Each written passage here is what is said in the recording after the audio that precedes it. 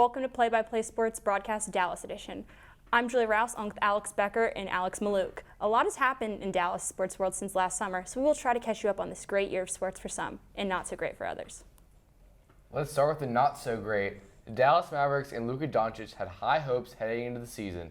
They were coming off a top 4 finish in the West and even made it all the way to the Western Conference Finals before falling to the eventual champion Golden State Warriors.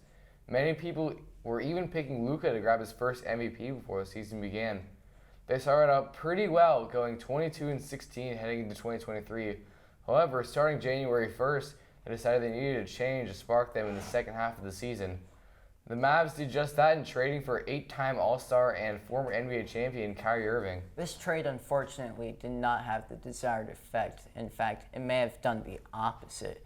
The Mavericks fell completely out of the playoffs, going 2-9 in their final 11 games, finishing the year 38-44.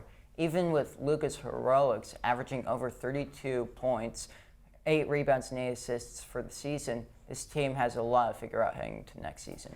We now talk about the stars that shine brightest in Dallas sports, and that, of course, is the Dallas Stars hockey team. They were incredibly consistent all year long, being one of the best in the West throughout the whole NHL season. The Stars would finish only 1 point behind the reigning Stanley Cup champion Avalanche for the first in the Central Division. They were led by superstar Jason Robertson, who led the team in both goals and assists, picking up the first 100-point season along in the team history on the way. The Stars were primed to run to the Stanley Cup, defeating the Minnesota Wild in round 1 and the Seattle Kraken in round 2. Unfortunately, the Western Conference Finals were where it ended. They found themselves down 3-0 to the top-seeded Vegas Golden Knights. They fought back heroically, taking both games 4 and 5 to actually make it a series. But in Game 6, it was all Golden Knights, winning the clinching Game 6 by a score of 6-0. The future on the ice is bright as ever for the Stars, and we'll see what next season brings.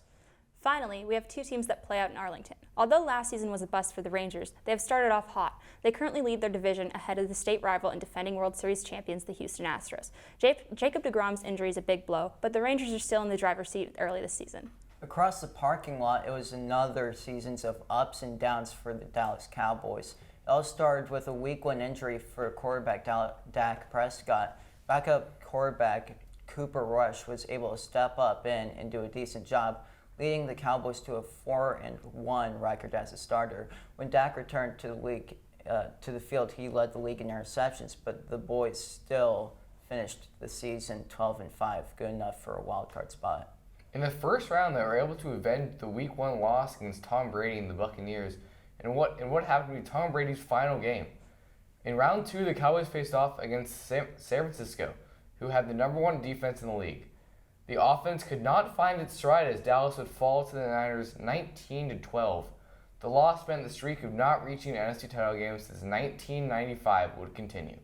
The Cowboys have just as many questions as answers heading into this upcoming season, and we'll see if they can finally break that long streak.